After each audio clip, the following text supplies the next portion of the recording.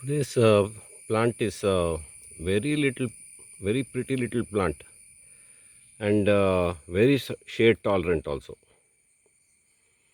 This specimen, I located a beautiful one. Actually, it's on the roadside. You can see the tar road there.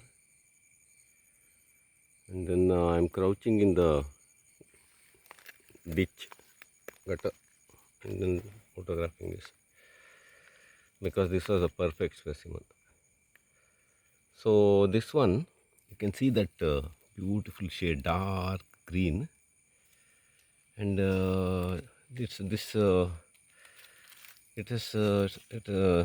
stems are it's actually a single thing, this whole thing.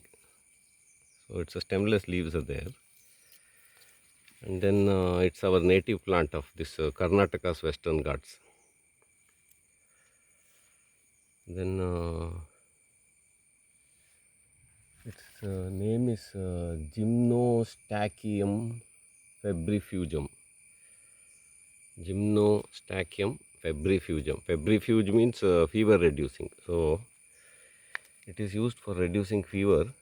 So they called it as febrifugum. Then it's our Karnataka's endemic herb. Karnataka and some parts of Western Ghats. Then the name gymnos means naked, and then that means that no stem, just leaf, and then febrifugum means fever reducing. That's how then it got a botanical name.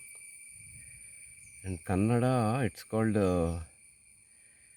chitki gadde and Jwara hara soppu. Jwara means fever. Jwara hara means killer of fever. So it's important folk medicine, Ayurveda also. These are the new buds. These. And then this also. Very pretty. And these flowers,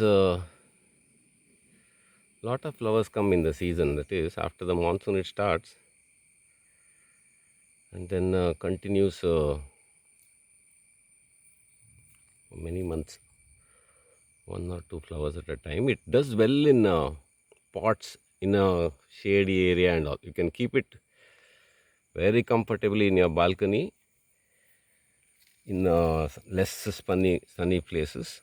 In sunny also it survives, but it is ideal for very high shade places. And it's long lived. And so this is a plant in all coastal cities, probably even in inland drier areas.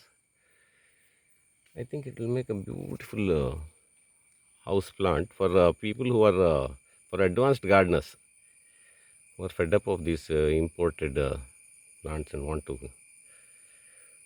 get into something that is important from environment point of view. This is worth to grow. So that's a little bit about Jwara hara soppu. Jwara hara soppu and Gymnostachyum febrifugum.